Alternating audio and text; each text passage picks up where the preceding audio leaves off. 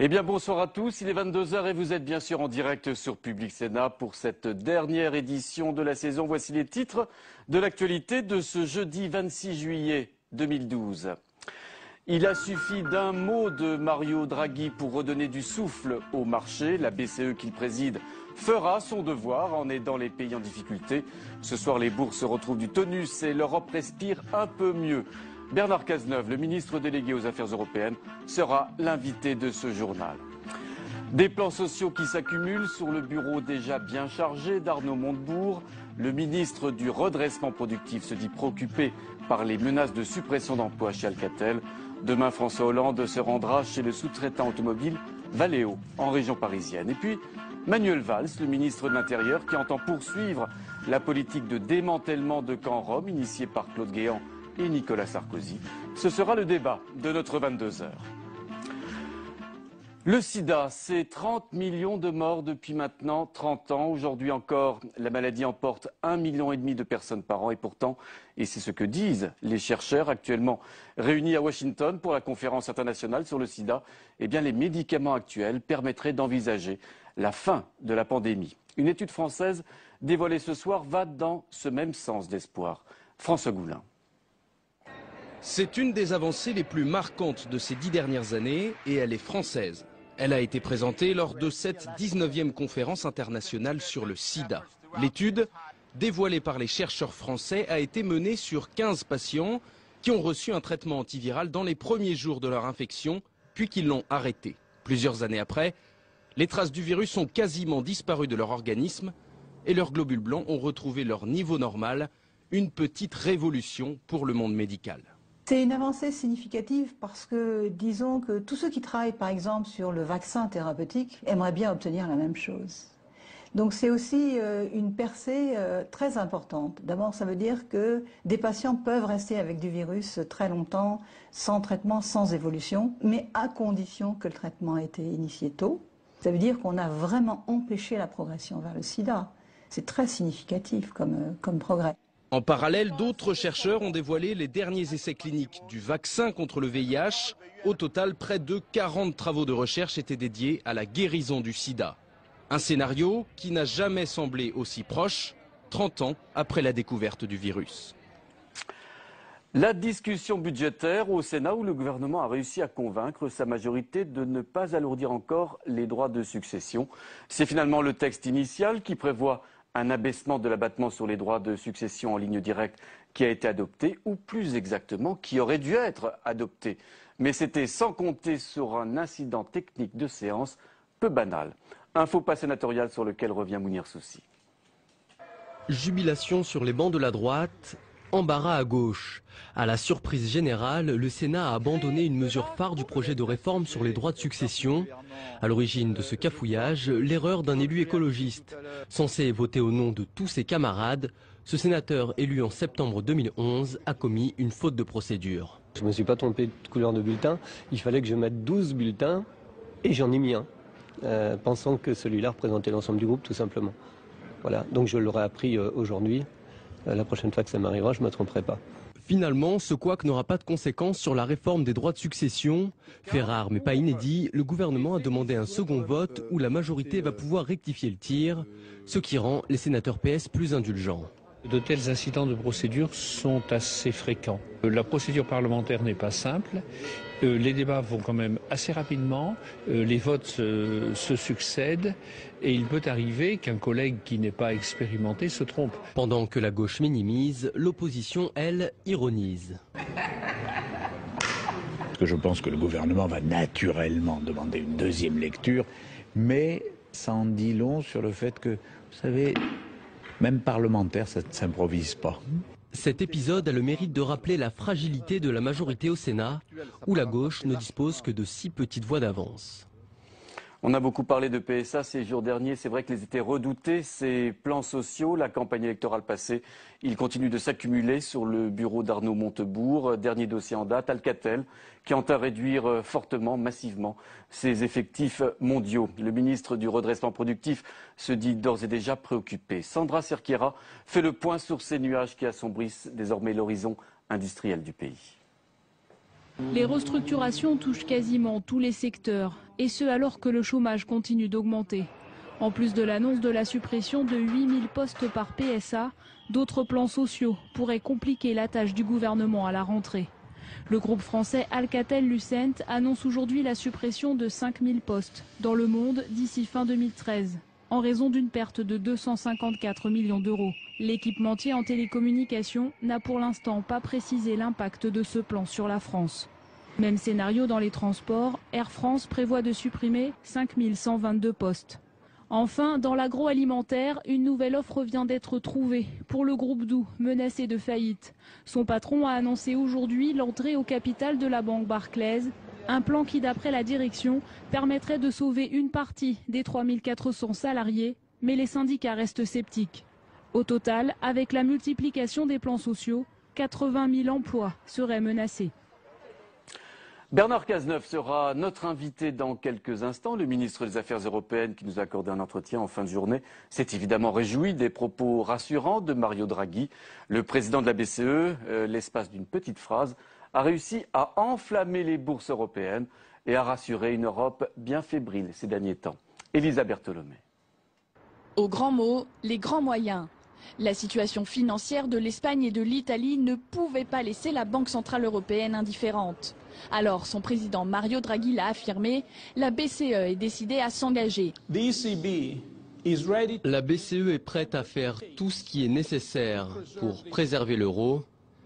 Et croyez-moi, ce sera suffisant. Mission de la BCE donc, assurer la pérennité de l'euro et empêcher la crise financière de se propager. Mais la manière d'y parvenir reste floue. Réaction immédiate des bourses européennes, plus 5% pour Madrid, plus 4,13% pour Milan, plus 3% pour Paris. Même les taux d'emprunt espagnols et italiens ont diminué significativement.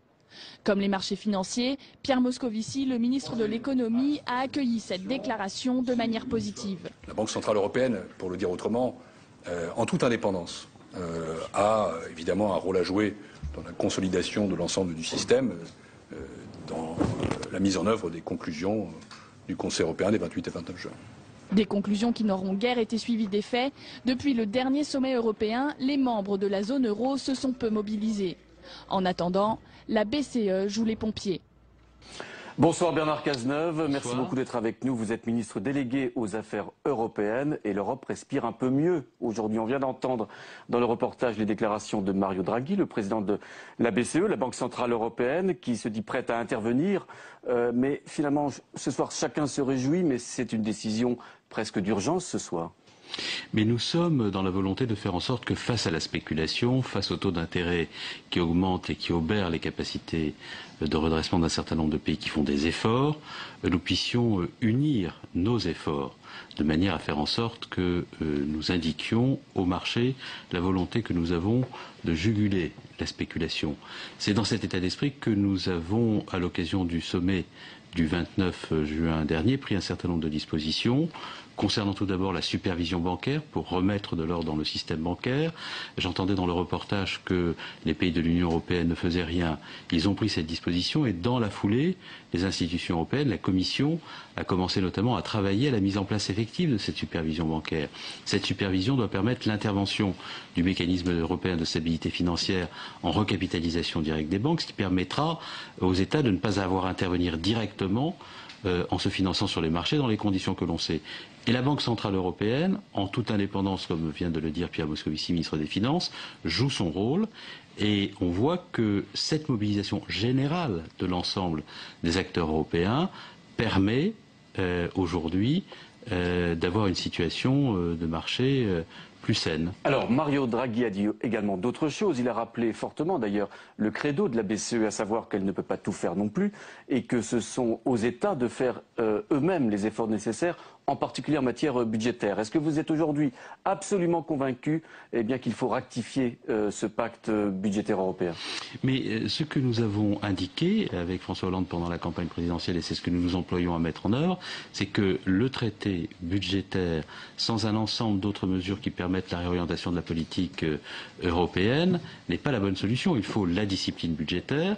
Le traité européen porte un certain nombre de dispositions qui permettent cette discipline, mais sans la croissance, ce traité n'est pas souhaitable. Nous avons obtenu une réorientation de l'Europe sur le chemin de la croissance. C'est 120 milliards d'euros qui appellent 120 milliards d'euros d'investissement privé. C'est donc des mesures significatives qui permettront, sur les grands sujets de demain, les grands investissements stratégiques, la croissance verte, la réorientation énergétique, la possibilité de connecter les grands réseaux d'acheminement de l'énergie en Europe, de faire des investissements structurants. Alors François Hollande souhaite l'adoption par le Parlement de ce pacte budgétaire européen et on le sait, l'aile gauche du Ce que nous souhaitons, c'est l'adoption par le Parlement d'un paquet de mesures dans lesquelles il y a la discipline budgétaire, le pacte de croissance, la supervision bancaire pour remettre de l'ordre dans le système bancaire, la taxe sur les transactions financières pour réguler les marchés et permettre à cette taxe de financer à la fois le développement et éventuellement les ressources propres de l'Union européenne. Et c'est voilà avec le ces paquet arguments global que l'on présente, qui composent ce paquet global que vous évoquez, que vous allez réussir à convaincre l'aile gauche du Parti socialiste, qui est très réticente à voter ce texte. Moi, je tiens à dire ce que nous avons vécu au cours des dernières semaines sous l'impulsion du président de la République. Le président de la République a indiqué qu'il n'entendait pas présenter ce texte à la ratification s'il n'y avait pas une réorientation de la politique de l'Union. Cette réorientation a été engagée à travers l'ensemble des mesures dont je viens de parler. Cet ensemble de mesures ne constitue pas un solde de tout compte. Il y en a d'autres qui doivent venir.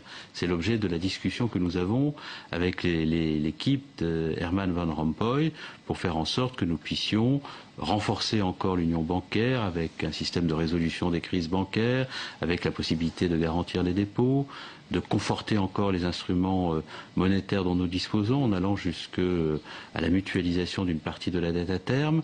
Et tout cela peut justifier d'un processus d'intégration politique supplémentaire. Donc ce que nous avons obtenu, qui est une réorientation de la politique de l'Union, doit être approfondi, consolidé. Pouvez-vous imaginer que des voix socialistes manquent sur l'adoption de cet ensemble de mesures que vous évoquez? Il est normal que sur des sujets de ce type, il y ait un débat. On ne peut pas refuser au Parlement que les gens qui ont une responsabilité parlementaire, les députés, les sénateurs, discutent, débattent.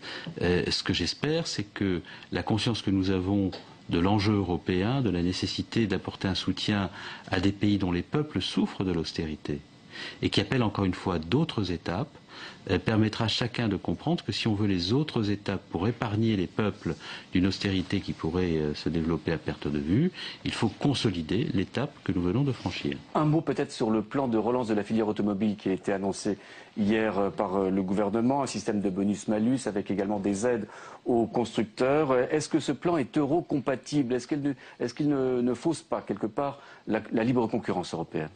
Je ne crois pas. J'ai rencontré moi-même un certain nombre de responsables européens avant-hier, avec lesquels j'ai évoqué ce plan. Hier, de hauts fonctionnaires français étaient à la Commission pour bien expliquer la démarche qui était la nôtre, la volonté qui était la nôtre d'inscrire ce plan non seulement dans l'eurocompatibilité, mais dans les perspectives de politique industrielle qui ont été tracées par l'Union européenne et qui visent d'ailleurs à faire émerger le véhicule de demain, le véhicule propre. Et par ailleurs, tout ce que nous demandons en termes de réciprocité sur le plan commercial ou en termes d'accompagnement de la politique d'innovation appelle la mobilisation des outils existants de l'Union. Est-ce que votre collègue gouvernement Arnaud Montebourg a eu raison de montrer du doigt les accords passés entre l'Union européenne et les constructeurs automobiles coréens en particulier? Mais ce que dit Arnaud Montebourg est extrêmement précis et tout à fait utile à la fois à l'Union européenne et à l'industrie automobile européenne et française. Il a dit les accords commerciaux qui sont passés doivent fonctionner sur le principe de la réciprocité. Et quand nous ne sommes pas garantis de la réciprocité et de l'équilibre des accords qui sont passés, nous pouvons enclencher un processus dit d'enquête préalable qui permet de mesurer l'exact impact des accords passés sur les industries des pays concernés par ces accords.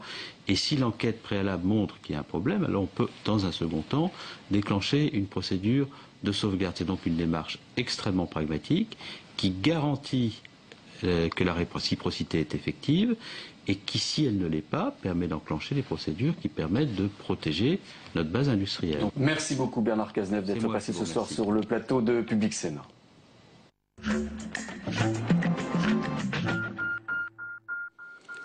À l'étranger, le drame de Denver aux États-Unis avait fait pleurer Barack Obama. Le président américain réfléchit aujourd'hui sur un meilleur contrôle des ventes d'armes, presque un tabou qui tombe outre-Atlantique. C'est le tour de l'info.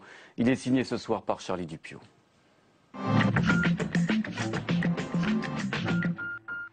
C'est sa première déclaration après la fusillade meurtrière d'Aurora. Barack Obama, accusé d'éviter le sujet du port des armes depuis son arrivée au pouvoir, a promis de s'attaquer au problème. Le président américain a rappelé son attachement au second amendement qui consacre le droit de porter des armes. Il se déclare en revanche favorable à un plus grand contrôle de leur vente. Mais je pense aussi que beaucoup de propriétaires d'armes seraient d'accord sur le fait que les fusils d'assaut sont à leur place dans les mains des soldats, pas des criminels. Pas d'interdiction totale donc, mais un contrôle plus strict. Le président ouvrirait ainsi la voie du compromis. Après la société Amesis en Libye, accusée d'avoir fourni du matériel à Kadhafi, c'est au tour d'une autre entreprise française, Cosmos, d'être dans le collimateur des organisations humanitaires. Deux d'entre elles annoncent porter plainte contre cette société qui fournirait du matériel de surveillance électronique au régime de Bachar al-Assad. La société n'a rien à se reprocher, réplique son avocat. Le parquet a 3 mois pour décider d'ouvrir ou non une enquête préliminaire. Le patriarche de l'église orthodoxe russe s'attendait certainement à un autre accueil à son arrivée à Kiev. Pour protester contre sa visite, une militante du mouvement féministe ukrainien Femen s'est jetée seins nus sur lui. Les mots « tuer Cyrille » du nom du chef religieux étaient écrits en lettres noires sur son dos. La jeune femme entendait dénoncer l'incarcération en Russie de 3 membres du groupe féminin Pussy Riot. Ces 3 jeunes femmes avaient au mois de février chanté une prière anti-Poutine dans la cathédrale de Moscou. Elles sont passibles de 7 ans de prison. Un rapport présenté au Sénat aujourd'hui prône une réforme du mode de financement des hôpitaux. Le système de tarification à l'activité adopté il y a 8 ans pousse les hôpitaux à pratiquer plus de soins que nécessaire, au détriment parfois du bien-être des patients. Nous pensons que ce système a donc des défauts et qu'il faudrait donc progressivement le remplacer par un système de remboursement des soins qui soit différent, en reprenant non plus la maladie comme principal objet, mais le malade comme essentiel objet. Le rapport propose également de suspendre le passage à la tarification à l'activité dans les hôpitaux ruraux où elle n'est pas encore appliquée.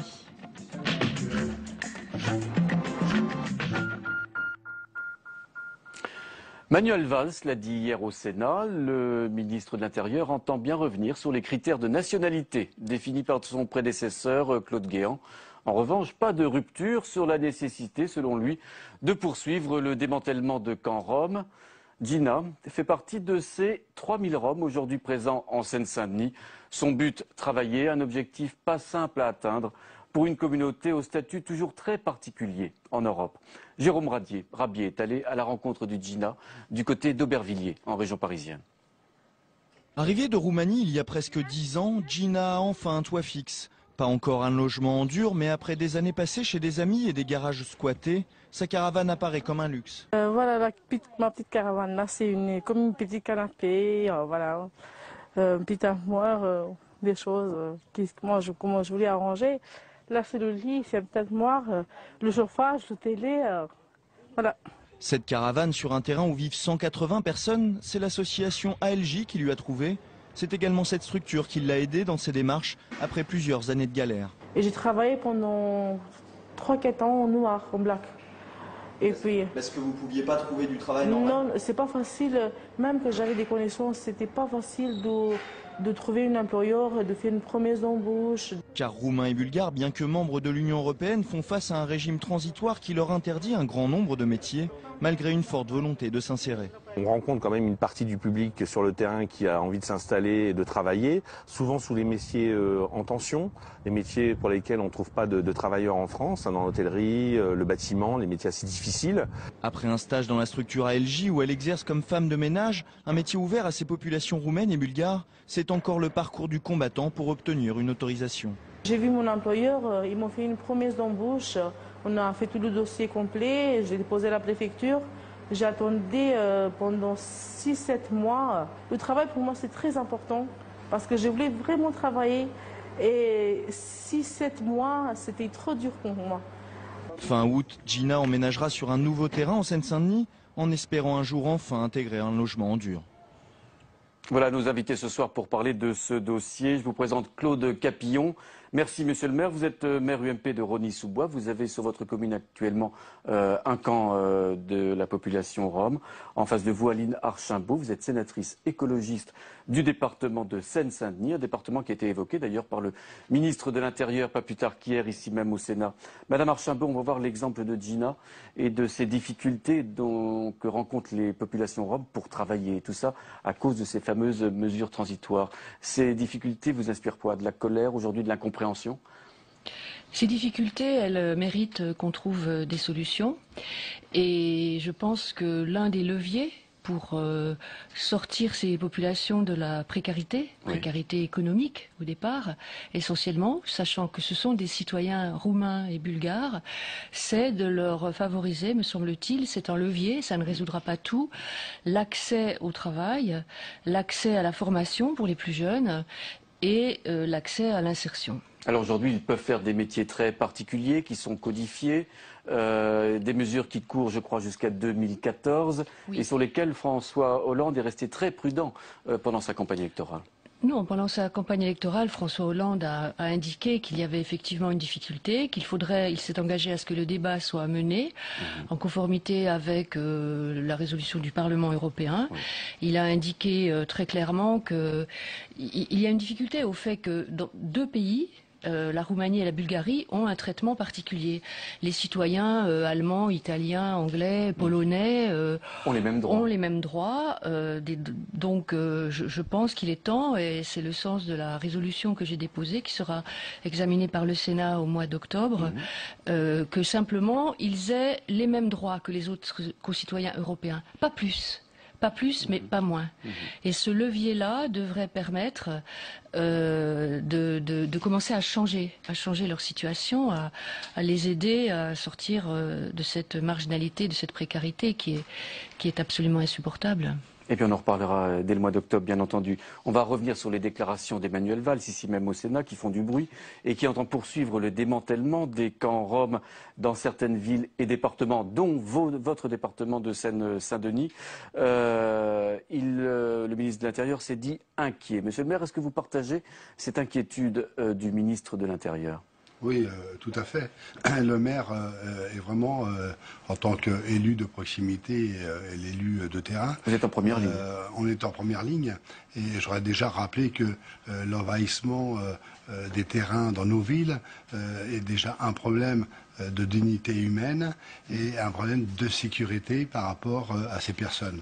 Alors à Rosny, par exemple, c'est un phénomène que vous connaissez depuis longtemps ou c'est un phénomène plutôt récent? C'est un phénomène qui a commencé il y a environ 2 ans par l'installation, d'ailleurs sur un site qui était dangereux, puisque c'était un site appartenant à la SNCF RFF. Oui, donc dangereux pour les populations roms, bien sûr. Dangereux pour les populations roms, fortement pollué, et donc pour les avoir visités longuement, et j'ai pu constater qu'effectivement ils vivaient dans des conditions épouvantables, et il y a justement une opposition à un moment donné qui provoque entre des personnes démunies, des personnes qui vivent dans des conditions terribles, et la population qui vit dans les villes. Alors c'est ce qu'a pointé Manuel Valls hier en parlant de confrontation possible entre les populations populaires des villes et les populations roms. Est-ce que vous avez constaté ce phénomène, vous? Oui, tout à fait. Il y a d'abord une méconnaissance du sujet. Il y a des mélanges qui sont faits avec des amalgames très rapides. Il faut savoir aussi qu'en Seine-Saint-Denis, nous sommes dans un département jeune, avec confronté à un taux de chômage important, avec un problème de logement. Et donc, à un moment donné, il y a une incompréhension de la population qui, du coup, a tendance à se regrouper sur elle-même. Est-ce que vous avez vous-même demandé des expulsions, des démantèlements de ces camps? Oui, donc là, on en est au 2e camp de Roms qui ont été expulsés. Alors, c'est sûr que le maire est conscient du problème. Lorsque je demande l'expulsion des Roms au niveau du préfet, je sais que je déplace le problème. Simplement, lorsque nous avons eu un camp en bordure d'autoroute, je les ai vus, moi, mendier sur l'autoroute en pleine nuit avec des enfants. Donc il y a un problème de sécurité au niveau de cette population. Il y a un problème aussi de soins. J'ai eu des familles qui sont en termes de santé qui ont des problèmes graves. Et la particularité, c'est que il y a peu de ces personnes qui parlent français. Madame Archambault, que vous inspire le témoignage de Monsieur le maire de Rosny? Mais je vois les difficultés et les troubles qui peuvent être provoqués dans les populations. Ce que je voudrais dire quand même à propos des déclarations de M. Valls, c'est qu'il y a un certain nombre de choses que je partage. Il a dit hier que le débat concernant ces populations roumaines et bulgares devait être mené dans la sérénité. Oui. Je crois que c'est très important. Ça va changer d'un certain nombre de discours qu'on a entendus, qui étaient des discours de stigmatisation, de haine, très brutal. Oui, il faut que le débat soit mené dans la sérénité. Changement de méthode, donc. Changement de méthode, changement de démarche. Ensuite, il a dit le travail ne va pas tout régler. Je suis d'accord. L'accès au travail ne va pas tout régler, mais je pense que malgré tout, si on favorisait l'accès au travail et pour les plus jeunes de ces gens à la formation et pour les villes qui ont mis en place des mesures d'insertion, l'accès à l'emploi, je crois qu'on commencerait à enclencher une autre dynamique. Mais c'est vrai que le problème est à régler globalement et on voit bien Monsieur le maire, comment un maire d'une commune se trouve démuni devant une situation. Il n'a pas seul les moyens de la régler et pourtant c'est lui qui est devant cette situation. Alors que je pense qu'il y a des solutions réellement. Vous savez, ces populations en France, elles représentent à peu près 15 000 personnes. Si vous enlevez les enfants, ne dites pas, on ne peut pas dire qu'en leur permettant d'avoir tout simplement accès à l'emploi comme les autres Européens, ils vont faire monter le chômage. Vous voyez, c'est des nombres assez petits. Le marché de l'emploi, oui. Mais vous allez leur donner une possibilité de s'intégrer. Et ces gens veulent s'intégrer, veulent travailler. Moi, je l'ai bien entendu dans toutes les auditions que nous avons faites au Sénat. Donc, ils veulent travailler. Le problème, pour les avoir côtoyés, c'est quand même, à l'instant T, c'est une population qui, si elle n'est pas formée, si on ne lui apprend pas la langue de notre pays, elle est inemployable. Et j'ajouterais quand même que c'est des familles qui sont pourchassées dans leur pays, qui sont chassés. Et je pense sincèrement qu'on fait le même constat sur la dignité humaine, sur la mise en danger de ces populations. Mais je pense que le traitement, à mon avis, doit être un traitement qui se situe au niveau européen. Et je pense que Bruxelles et la communauté européenne devraient s'emparer de ce dossier. C'est ce qu'a demandé également Manuel Valls. Oui, pour essayer de traiter le dossier avec la Bulgarie et la Roumanie. Il nous reste 30 secondes, madame. L'Union européenne doit s'emparer du dossier, mais la France aussi. Et je pense que s'il y a des possibilités, et d'ailleurs moi je vais demander à rencontrer et M. Valls, mais aussi la ministre de la lutte contre l'exclusion, Mme Carlotti, mais aussi la ministre du Logement, Mme Duflot, parce qu'il y a, que ce soit sur la question de logement, sur la question d'exclusion, de santé, globalement, il faut qu'on trouve des solutions et en effet, les maires ne peuvent pas être tout seuls face à cette situation. En tout cas, merci beaucoup de votre visite, vous deux élus du département de Seine-Saint-Denis. C'est la fin de cette édition, la dernière de cette saison. À suivre un document signé Sandra Serpiera. Elle revient sur les premiers pas de Nicole Bricq au gouvernement ou de l'art de passer de l'écologie au commerce extérieur. Toute l'équipe du 22h vous souhaite d'excellentes vacances. À la rentrée, Sonia Mabrouk retrouvera cette même place. Merci beaucoup de votre fidélité. Très bonne fin de soirée.